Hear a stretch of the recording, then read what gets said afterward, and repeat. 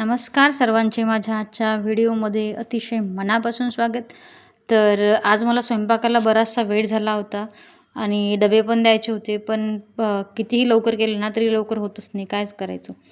तर आज मला बनवायची होती गंगाफळाची भाजी आणि वरण भात लावून दिलेलं होतं मी. त्यानंतर डबा घ्यायला पण माणसं येणारच होते लवकर, पण हे राहिला होता कारण की आज मला थोडेसे कामं काढले होते. घराची झाडझूड, त्याच्यानंतर पुसपास वगैरे केलं होतं. त्या कारणामुळे जरा वेळच होतो आणि हे कामं करता करता सकाळची झाडझूड, त्यानंतर डबे बनवणं आणि असे कितीतरी कामं आपल्याला करावेच लागतात. पण असो, तर इथे मला टेन्शन आलं होतं का काय डबा झाला नाही लवकर म्हणून काय बोलल्या का ओरडतात का काय, असं थोडीशी भीती वाटत होती. इथे मी पटापट करण्याचा प्रयत्न करत होते, पण जितक्या पटापट करायला सुरुवात केली ना तितका वेळ होऊन जातो. त्याच्यापेक्षा म्हटलं थोडं शांततेच करावं आणि नंतर आपण मोकळं व्हावं. कारण सकाळी सकाळी शिवचा डबा पण करून द्यावा लागतो आणि त्यानंतर लगेच सगळी कामं, आणि ती कामं झाल्यानंतर अजून सकाळचा स्वयंपाक, ह्याच्यामध्ये वेळ कसा निघून जातो ना ते कळतच नाही.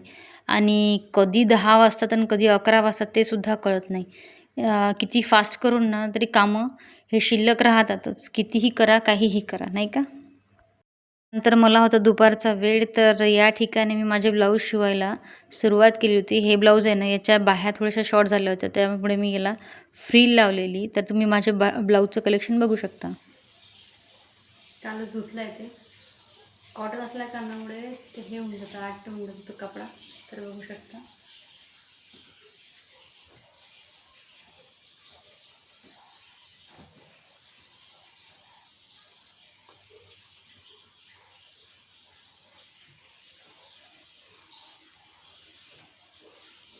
सगळा त्याला मी सिंपल अशी लेस लावली आहे, फक्त बाकी काहीच केलेलं नाही आहे.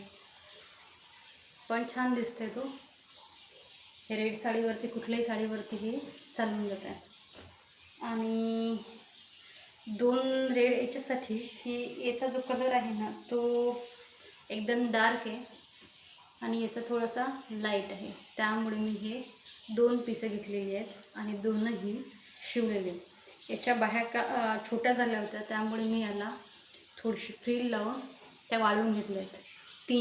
4.5ची बाही घेतली होती मी ही, पण ती काटछाटमध्ये कमी झाली, त्या कारणामुळे त्याच्या बाह्या छोट्या होऊन गेल्या आणि छोट्या झाल्या कारणामुळे ते चांगलं दिसत नाही. त्याच्यामुळे मी याला फ्रिल लावून दिली आणि हे ब्लाऊज कालच कंप्लीट केलं आहे. याचा पण सिंपल असा गळा घेतलेला आहे मी आणि त्याला फक्त सिंपल अशी लेस लावली. तर बघा, इथे हे गाईसाठी दान मी आता काढत आहे. तुम्ही बघू शकता त्यासाठी गाईला खाण्यासाठी हा मका काढता येईल मी त्याचं दान बनवण्यासाठी. घरी गाय वगैरे असली ना तर फरक असा पडतो की रात्रीचं काही उरलं किंवा काही हे झालं तर ते गाईला मांडण्यासाठी बरं असतं. तर इथे गाईसाठी मी आता